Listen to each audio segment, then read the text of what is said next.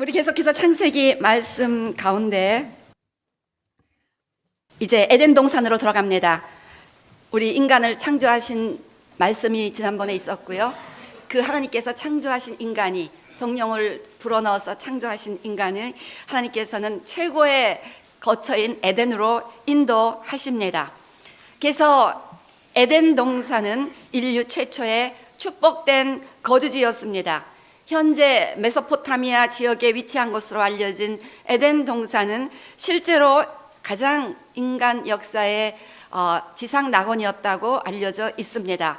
바로 인간을 사랑하사 가장 좋은 것을 주시기 원하셨던 그 하나님의 뜻이 에덴 동산 가운데 있다는 것을 알 수가 있습니다.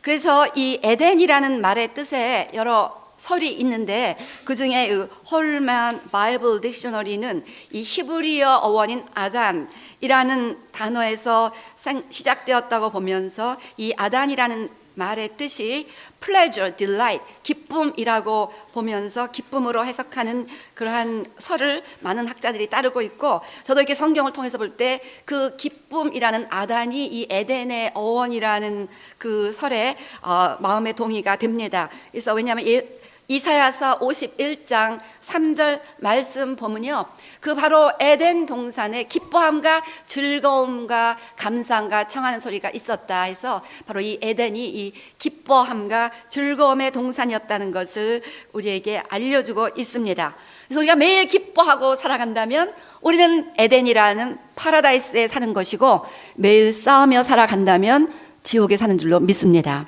그래서 우리가 매일 기뻐해야 돼요. 그래서 기쁨이 serious business of Christian이라고 언제 지난 금요일날 제가 말씀드린 것 같은데요. 이렇게 에덴 동산은 기쁨이 충만하고 죄가 없고 악이 없었던 하나님의 영광이 충만한 풍성한 생명의 동산이었습니다. 그래서 하나님의 꿈도 인간의 꿈도 이 잃어버린 에덴을 회복하는 것이고, 실제로 천국은 에덴의 회복이라고 볼 수 있겠습니다.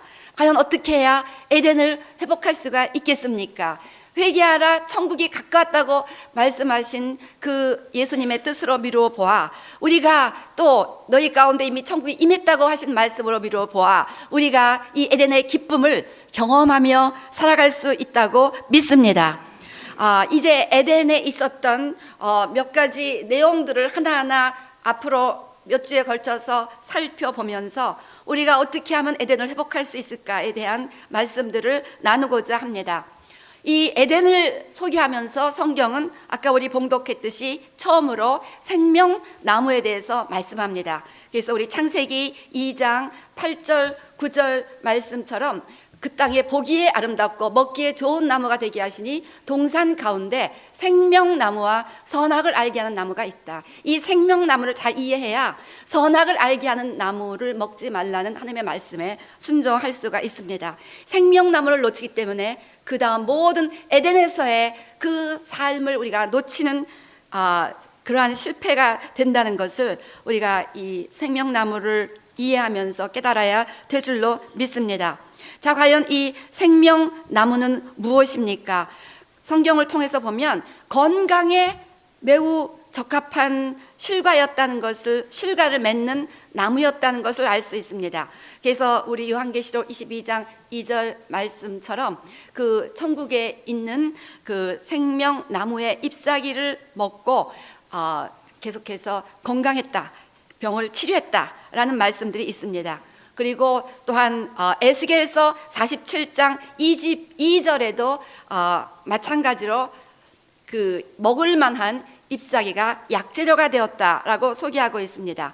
그래서 요한계시록 21장 4절 말씀처럼 다시는 아픈 것이나 그렇게 병이 없었다는 것이죠. 그래서 이 생명나무 실과는 만병통치의 약이고 또 완전한 건강식품이었습니다.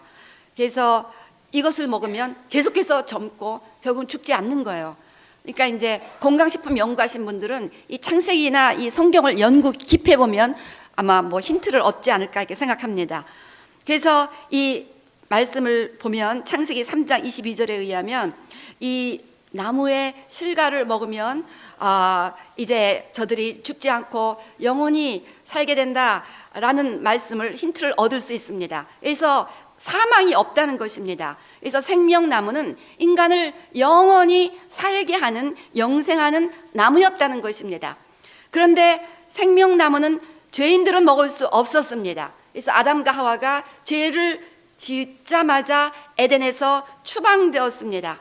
제일 먼저 하나님께 조처하신 것은 에덴 동산에 추방한 후 이 생명나무에 화영검을 두어 생명나무를 지키셨다는 말씀이 창세기 3장 24절에 있습니다.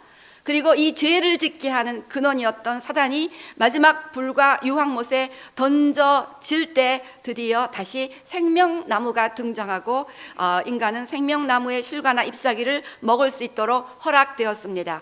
그래서 죄사함 받은 자만이 생명나무의 실과나 잎사귀를 먹으며 그 모든 풍성한 생명을 누릴 수 있다는 것을 알 수 있습니다. 과연 이 생명나무가 무엇일까요? 이 질문의 답을 우리 요한복음 6장 35절, 47절에서 51절 이 말씀 보면요, 나는 곧 생명의 떡이라. 내게 오는 자는 결코 줄이지 아니할 터이요 나를 믿는 자는 영원히 목마르지 아니하리라 하신 말씀으로 미루어 보아 바로 우리 예수님께서 생명의 떡이시고 생명나무가 되신다는 것을 알 수 있습니다. 그리고 실제로 아까 말씀드린 생명나무에 관한 세 가지 묘사가 다 예수님께 해당됩니다. 그래서 생명나무처럼 예수님은 생명이 필요로 하는 모든 것을 충족시키십니다. 그래서 예수님께서는 이 생명의 떡을 하늘의 만나로 묘사하시면서 우리 만나가 광야의 이스라엘 백성들에게 가장 적합한 모든 것을 다 충족시키는 식품이었던 것처럼 예수님이 인생 광야, 여러 가지 눈물과 한숨과 고난이 기다리고 있는 이 인생 광야를 통과하는 우리에게 가장 적합한 하나님의 식품이라는 것을 우리가 알 수가 있습니다. 그래서 예수님만을 양식으로 삼고 산다면 우리의 마음은 건강하고 우리의 판단도 올바르고 우리의 감정도 평온하고 그래서 늘 피스를 누리고 기쁨을 누리며 영원히 죽지 않는 삶으로 영생하는 삶으로 인도를 받는다는 것입니다. 그래서 너희 여호와의 선하심을 맛보아 알지어다. 생명의 떡이신 예수님의 그 선하심을 우리가 맛보아 알아야 된다는 것입니다. 그래서 예수님을 믿으면 영생을 하고요, 또 오직 예수님의 보혈로 죄사함 받은 자만이 이 생명나무의 실과나 잎사귀가 주는 그 풍성한 생명을 누리며 살아갈 수가 있다는 것입니다. 이처럼 예수님께서 생명나무이신 것을 믿으시면 아멘 하시기를 바랍니다. 그래서 예수님만이 유일한 생명나무이십니다. 사도행전 4장 12절 말씀처럼 다른 이로서는 구원을 얻을 수 없나니 천하인간의 구원을 얻을 만한 다른 이름을 우리에게 주신 일이 없습니다. 지금요 뉴에이지나 뭐 다른 그 세계의 종교들이 다 가는 흐름이 다른 거에도 다 생명이 있고 구원이 있다. 뭐 예수 믿어도 되고 힌두 믿어도 되고 뭐 불교 믿어도 되고 it's okay. 이것이 너무나 잘못됐다는 것이죠. 요한복음 14장 6절 말씀처럼 나는 길이요 진리요 생명이니 나로 말미암지 않고는 아버지께로 올 자가 없느니라. 그래서 예수님만이 유일한 생명나무이신 것을 믿으시기를 주의 이름으로 축원합니다. 그럼 과연 이 생명나무를 먹는다는, 여기 아무리 기가 막힌 진수성찬이 있어도 먹지 않으면 우리에게 베네핏이 없습니다. 이것을 먹는다는 것이 실제로 무엇을 의미합니까? 먹는다는 것은요, 우리가 take in, 요즘 우리 레위기를 보면서 이것 먹지 말라, 이 가져가서 먹지 말라, 이게 이런 영향력을 깊이 받아들이지 말라라는 것으로 지금 우리가 해석하고 있죠. 이 먹는다는 것은요, 무엇인가를 지금 깊이 받아들이는 것을 의미합니다.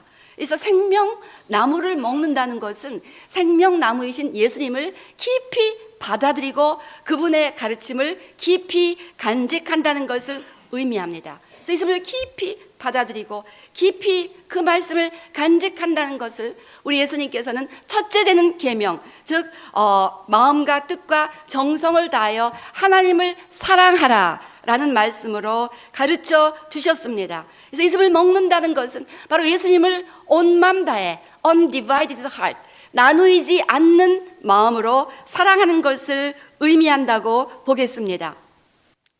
그러니까 누군가와 여러분들이 사랑에 빠진다면 대개 이렇게 말합니다. 이렇게 사랑에 빠진 청춘 남녀, 하여튼 뭐 사람들이 이렇게 말해요.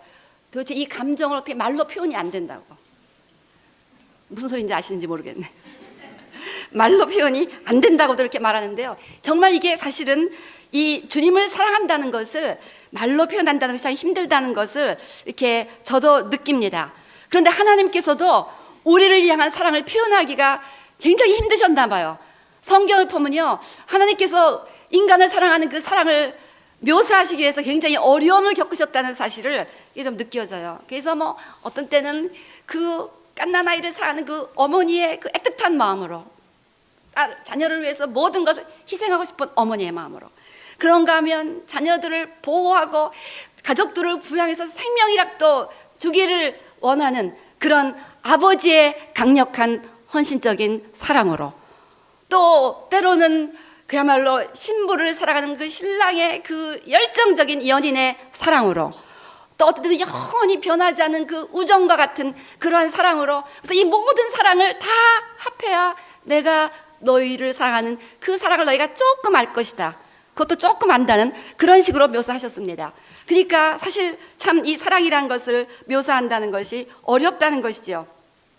근데 정말 예수님을 향한 사랑이 무엇인지를 여러분에게 정확하게 이렇게 우리가 말한다는 것이 참 어렵다는 것을 제 자신이 이렇게 시일이 흐를수록 느끼고 있습니다. 왜냐하면요, 주님을 사랑하는 이 마음과 감정이 맨날 변하는 거예요. 제가 여러분들에게 이렇게 뿐이 표현할 수가 없어요. 맨날 달라지고 있어요. 어떻게 달라지냐면요, 맨날 난 처음 하나님을 사랑하는 사람 같아. 다시 말하면 옛날에는 하나도 하나님을 사랑했던 것 같지가 않은 거예요. 지금 내 마음에 비교하니까 옛날엔 내가 하나님을 한 번도 사랑했던 적이 없었던 사람 같이 느껴지는 거예요. 이게 참 제가 신기한 거예요. 제가 지금 주님을 사랑하는데 1년 전에 제 마음을 비교하니까 그건 주님 사랑하는 것도 아니었다라는 생각이 드는 거예요. 아마 내년에 또 그럴 것 같아요. 그래서 맨날 나는 예수님을 처음 사랑하는 그런 느낌이에요. 그래서 이게 참 표현하기가 어렵다는 그런 생각을 드립니다. 그러면서 느끼는 건 우리가 이렇게 자라나듯이 하나님을 향한 우리의 사랑도 자라나는구나. 그래서 어린아이가 부모를 기쁘시게 하고자 나름대로 최선을 다하지만 이렇게 어른이 돼서 그 부모님의 고마움을 알고 그 희생을 깨달은 그 장성한 자녀가 그 부모님을 깊이 사랑하고 감사해야 하는 그 사랑과는 어떻게 비교가 됩니까? 그러니까 어린아이 때 뭐 엄마 I love you 했던 거는 보면 너무 유치하고 사랑했던 것 같지도 않게 느껴지잖아요. 그런 느낌입니다. 주님을 사랑한다는 그 말이. 그래서요, 결국은 아직 멀었다. 점점 주님을 사랑하는 이 사랑은 변해가서 맨날 처음 사랑과 같이 느껴지게 될 수뿐이 없겠구나.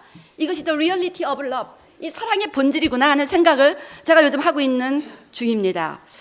그래서 결국은 우리의 전 존재, 지금도 제 안을 보면요, 어떤 땐 제 이기적인 마음이 나타나고 저의 막 자아가 나타나는 것으로 미뤄보아 저의 전 존재가 주님을 사랑하기를 원하지만 그렇게 사랑하지 못하고 있다는 것을 솔직히 인정합니다.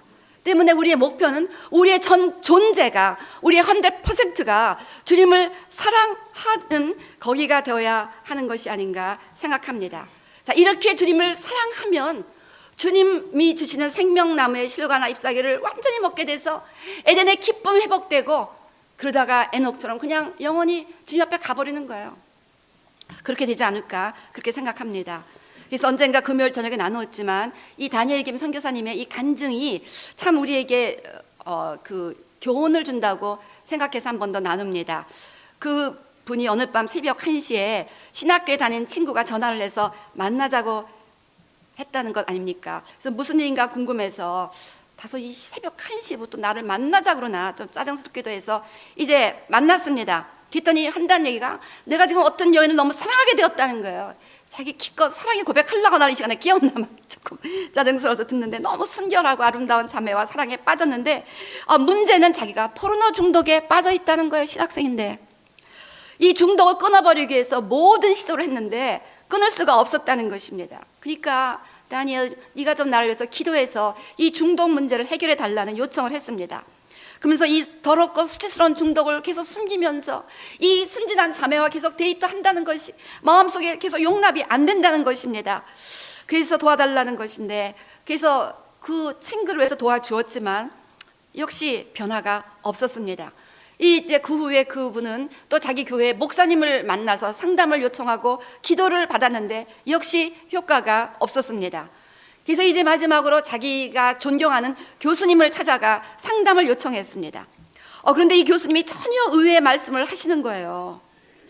자네 그 중독 끊으려고 너무 애쓰지 말게 그러시는 거예요. 그리고 끊을 수도 없네 그러는 거예요.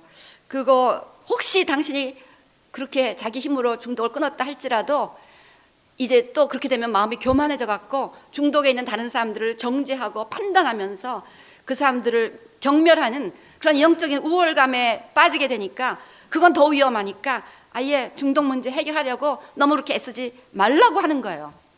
그러면서 하신 얘기가 그 대신 그 당신 여자친구를 아주 그냥 전심으로 사랑해 보려고 모든 방법을 동원해서 그녀를 기쁘게 하려고 한번 노력해보라 이런 말씀을 하셨습니다. 그래서 그냥 어떻게 하면 이 사랑을 표현할까? 편지도 써보고 선물도 보내고 꽃다발도 보내고 노래도 불러주고 모든 방법을 동원해서 그 한번 사랑을 표현해보고 거기에 한번 집중해보라 이렇게 권을 했다는 것입니다. 그리고 이제 1년이 지났어요. 1년 후에 이제 만났는데 이제 만나자마자 그게 궁금해서 다니엘 선교사님이 다니엘 그 중독 어떻게 됐나 했더니 무슨 중독? 그러는 거예요. 아니 그 중독 있잖아 중독 했더니 그거 다 예전에 끊어버렸지 그런 거예요. 아니 이거 어떻게 끊었나 했더니 나도 모르겠는데 그냥 이 여자를 미친 듯이 사랑하다 보니까 그냥 끊어졌어 그러더래요. 그래서요 참 이게 이 사랑의 능력을 우리에게 말씀해 주는 것입니다. 하물며 인간을 사랑하려고 노력하다 보니까 중독을 이렇게 극복하는 능력을 경험했는데 하나님을 사랑하려고 우리가 온 마음을 다한다면 얼마나 놀라운 능력을 경험하겠습니까? 이렇게 해서 우리가 에덴을 경험할 수가 있다는 것입니다. 그렇습니다. 우리가 정말 누군가를 사랑한다면 그 사람을 기쁘게 하기 위해서 우리는 최선을 다하는 것이 정상입니다. 그래서 예를 들어 누군가를 용서하기 어렵다 할지라도 주님을 정말 사랑하는 사람들은 그 사람을 용서하게 되어 있습니다. 그래서요 언젠가 옛날에 그 간증도 했습니다만 정말 제가 용서할 수 없는 분이 한 분 있었습니다. 내가 다른 분은 다 용서해도 이 사람은 내가 용서를 못한다 하는 분이 있었는데 어느 날 제가 찬송가 512장 찬양하다 이전보다 예수님을 더욱 사랑합니다 그 대목을 찬양하는데 갑자기 그분이 주의 일을 하시는 분이었어요. 그래서 내가 이렇게 사랑하는 주님을 위해서 일하시는 분이 얼마나 귀한가. 그때 제가 아플 때였습니다. 나는 아파서 주의를 못하고 있는데 이분이 내가 이렇게 사랑하는 주님을 위해서 일하시는 분이라면 나한테 아무리 개인적으로 못되게 굴고 잘못해도 주님을 위해서 일한다는 한 가지만으로도 나는 그분을 너무 사랑해야 된다. 그 사랑이 막 너무 벅차올라서 그냥 전화했어요. 나는 영어트로 그 사람에게 전화 안 할 줄 알았거든요. 전화해갖고요 제가 너무 감사합니다. 제가 이렇게 사랑하는 주님을 위해서 일해 주셔서 너무 감사합니다. 정말 당신을 사랑합니다. 그리고 끊었거든요. 그러나 몇 달 후에 우리 교회를 시작하게 하시더라고요. 그때 제가 깨달은 게 완전히 용서해야 하나님께서 그 다음 스텝으로 나를 인도하시는구나 그걸 깨달았습니다. 그래서 어쨌든 제가 주님을 사랑하지 않았다면 그렇게 완전하게 용서하고 자유할 수 있기는 어렵지 않았을까 하는 그런 생각을 해봅니다. 그래서요 정말 누군가를 사랑하면 그 사람을 기쁘시게 하기 위해서 모든 것을 하는데 우리 주님을 사랑하면 주님이 뭐라고 하십니까? 네가 나를 사랑한다 하면서 형제를 미워하면 그건 거짓말하는 것이다. 그러니까 내 사랑이 거짓이 아니라는 것을 증명하기 위해서라도 우리는 초이스가 없다는 것입니다. 정말 주님을 사랑하는 사람들은 우리 고린도 후서 5장 14절에 사도 바울이 이렇게 고백했어요. 그리스도의 사랑이 우리를 강권하시는도다. 즉 하나님의 사랑에 이끌려서 예수님의 사랑에 이끌려서 이 모든 사역을 감당한다는 것입니다. 그는 옥에도 갇히고 매 맞고 채찍질 당하고 모든 조롱을 핍박을 견디고 인간이 감당할 수 있는 모든 위험을 통과하고 사도 바울이 죽기 전에는 먹지도 않고 자지도 않겠다고 결심한 동조 유대인들이 40명이 있었습니다. 근데 그 사람들이 어떻게 됐는지 궁금해요. 바울이 살았으니까 과연 먹지도 않고 자지도 않았나? 이렇게 미움을 받았던 이 사도 바울이 곳곳마다 나는 기뻐하느라 내가 기뻐하니 너희도 기뻐하느라 빌립보서 1장 18절에서도 모든 기쁨으로 참으로 하나님이 무엇이냐 외모로 하나 무슨 방도를 하든지 전파되는 것은 그리스도니 이로써 내가 기뻐하고 또한 기뻐하리라 이렇게 주님을 사랑하니까 그저 주님만 전파된다면 내가 주님 전하다가 조롱을 당하든 뭐를 당하든 너무 기쁜 거예요. 우리 어저께 어디로 갔죠? LA 마트인가 갔는데 거기서 우리가 너무 기도를 많이 하고 간 건지 성도님들이 너무 기도를 많이 하셨는지 아무도 이렇게 핍박을 안 하고요. 너무 이지하게 다 받는 거예요. 뭐 땡큐라고 그러고 뭐 다 외국인들이 많은데, 그러니까 어떤 분이 이거 너무 어렵지가 않아요. 너무 쉽게 받아요. 라고 불만인 듯이 어느 집사님이 말씀하시더라고요.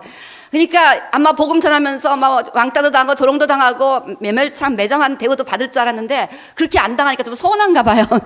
이렇게 주님을 사랑하는 마음을 그래도 기뻐하면서 주님을 사랑하는 마음을 증명하고 싶었는데, 제가 그 말씀을 듣는 순간 그게 전달이 된 거야. 아, 이 형제가 내가 좀 어려움 당하면서도 기뻐하는 걸 통해서 주님을 이렇게 사랑합니다를 증명하고 싶었는데 그 증명할 기회를 사람들이 안 줬구나. 다음 때는 많이 핍박을 할 테니까 나가보시기 바랍니다. 그래서요, 주님을 사랑하기 때문에 우리가 이렇게 모든 것을 기쁘게 하게 된다는 것이죠. 그래서 우리 요한복음 21장 15절 17절부터 말씀 유명한 게 있잖아요.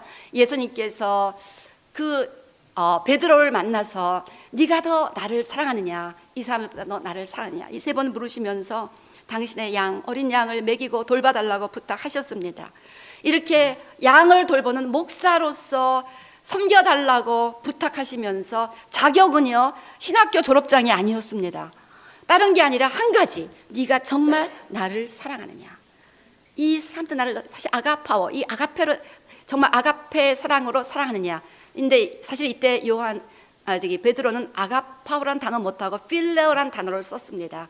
그래서 나중에는 아가파로 자라갔습니다. 그 당시만 해도 그 사랑이 어렸지만 나중에는 아가페, 상대 이유를 위해서 나의 모든 것을 희생할 수 있는 그런 사랑으로 자라갔다는 것이죠. 어쨌든 이렇게 주님이 우리에게 원하시는 한 가지는 정말 중심으로 나를 사랑하느냐. 정말 사랑하면요, 사랑하는 사람을 위해서 모든 것을 할 수 있는 거예요. 뭐 사역도 하고 헌신도 하고 뭐 순교도 하고 모든 걸 다 할 수 있다는 것입니다. 이게 없으면은 우리가 하는 게 주님을 위한 사역이 아니라 일이에요. 일, 또 다른 잡이에요. 잡. 그러니까 목사들이 이 주님에 대한 사랑을 놓쳐버리면요, 가장 불쌍한 인생이에요. 가장 불쌍하죠. 주님에 대한 그 사역을 일로 하고 있으니. 근데 그래서요, 저는 정말 이 결사적으로 기도하는 거예요. 날마다 주님을 향한 저의 사랑이 식어진다는 것은 이 목회의 모든 의미와 열정과 목적이 다 없어진다는 것을 의미하기 때문에 정말 저에게는 결사적입니다. 주님, 날마다 더 주님을 사랑하게 해주세요. 주님을 온 마음 다해 사랑하는 것, 이것이 제가 가장 원하는 것입니다. 이것이 늘 저의 마음 깊은 곳의 기도입니다. 그러니까 여러분들도 저를 위해서 기도할 때 그렇게 기도해 주시기를 바랍니다. 우리가 어떤 대가를 기대하기 위해서 주님을 사랑하는 것은 아닙니다.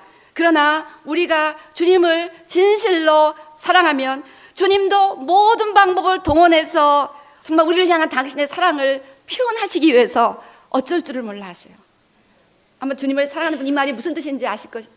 하다못해 제가 선교지 어디를 다녀도 주님이 왜 이렇게 사랑하십니까? 그냥 뭐 찬스만 있으면 내가 너를 사랑한다를 표현하시고서 몸부림치시는 분 같아요. 어떻게 모든 방법을 동원해서 어떻게 해야 그 사랑을 표현할 수 있을까? 이러신 분 같아요. 정말 그 주님을 진정 중심으로 사랑하시는 분들은 제 말이 무슨 말인지 정확하게 아실 것입니다. 우리가 누군가를 사랑하는데 그 사람도 나를 사랑해서 나를 위한 사랑을 표현하고 싶어 어쩔 줄을 몰라 하는 것을 아주 사랑하면 알게 되잖아요. 그래서 우리 잠언서 8장 17절 말씀 보면 나를 사랑하는 자들이 나의 사랑을 잊고 나를 간절히 찾는 자가 나를 만날 것이라고 말씀합니다. 우리 고린도 후서 2장 9절엔 이런 말씀이 있습니다. 기록된 바 하나님이 자기를 사랑하는 자들을 위하여 예비하신 모든 것은 눈으로 보지 못하고 귀로도 듣지 못하고 사람의 마음으로도 생각하지 못하였다함과 같으니라. 잠언서 8장 21절도 이렇게 말씀합니다. 이는 나를 사랑하는 자로 재물을 얻어서 그 곳간에 채우게 하려 하심이라. 하나님은 우리를 위하여 모든 좋은 것을 아끼지 않겠다는 각오로 우리를 막 사랑하시는 거예요. 누구에게? 당신을 온 마음 다해 사랑하고자 하는 그런 심령들에게. 어제 우연히 아시아 인터랙트의 목사님께서 쓰신 글을 읽게 되었습니다. 제목은 하나님께서 당신을 기뻐하십니까? 제가 이 글을 읽고 깜짝 놀랐어요. 저는 설교를 목요일날 밤에 다 완성합니다. 영어로 하니까 이 영어를 그때. 근데 그 내용이 오늘 설교하고 너무 비슷해갖고 야, 이렇게 비슷하게 생각하시는 분이 또 있구나라고 생각을 했는데요. 그분이 이렇게 말씀하셨습니다. 주님은 우리를 사랑하실 뿐 아니라 좋아하신다. 하나님께서는 우리를 좋아하셔서 우리에게 특별한 페이버를 베풀기 원하시고 우리와 함께 있는 것을 즐기신다는 사실을 이해하면 단순히 하나님께서 우리를 사랑하신다는 사실만 믿을 때보다 더 많은 믿음이 요구된다는 사실을 깨닫게 된다. 우리는 흔히 이렇게 생각한다. 하나님은 사랑이시니까 나를 사랑하실 거야. 그러나 이것이 하나님께서 나를 기뻐하시고 나를 엔조이 하신다는 의미를 뜻하는 것은 아니다. 요한복음 3장 16절 말씀처럼 하나님은 온 세상을 사랑하신다. 그러나 하나님께서 온 세상을 기뻐하시는 것은 아니다. 우리에게는 누구나 하나님의 기쁨이 될 수 있는 잠재력이 있다. 그러나 오직 우리의 마음이 온전히 하나님께 향할 때만 하나님을 기쁘시게 할 수가 있다. 어린이들도 하나님을 기쁘게 한다. 그러나 하나님을 위하여 많은 헌신과 희생을 하는 하나님의 성숙한 동력자들이 하나님을 기쁘시게 하는 것은 다르다. 예를 들어 나는 나의 손자, 손녀들을 보고 기뻐한다. 그러나 지난 30년간 나와 함께 하나님을 섬겨온 아내를 향한 나의 기쁨과는 다르다. 다 동일한 기쁨인 것 같지만 그 질과 깊이에 있어서 차이가 있다. 그래서 한마디로 우리가 하나님을 향한 사랑이 점점 더 깊어진다면 하나님을 점점 더 기쁘시게 하는 자로 우리가 인정받게 되고 그럼 하나님이 우리를 좋아하게 된다는 거야. You are my favor 이렇게 된다는 거예요. 그래서 그냥 틈만 있으면 그 페이버를 베풀기를 원하신다는 것입니다. 그래서 정말 주님을 향한 우리의 사랑이 자라나야 됩니다. 그래야 생명나무의 실과를 진정 먹는 것이 되고 깊이 take in 받아들이는 것이 되고 그래야 에덴의 그 자유함과 기쁨과 피스와 모든 공고 모든 풍성한 생명을 누리며 힘있게 살아갈 수가 있다는 것입니다. 애쉬 엔틀 목사님께서 그 컬럼에서 질문하신 그 동일한 질문을 여러분들에게도 드리기를 원합니다. 우리 모두 하나님께서 우리를 사랑하신다는 사실을 알고 있습니다. 그러나 하나님께서 과연 우리를 기뻐하고 계십니까? 하나님께서 과연 저와 여러분을 기뻐하고 계십니까? 그 질문에 무엇이라고 답하시겠습니까? 우리 모두 하나님을 사랑한다고 말합니다.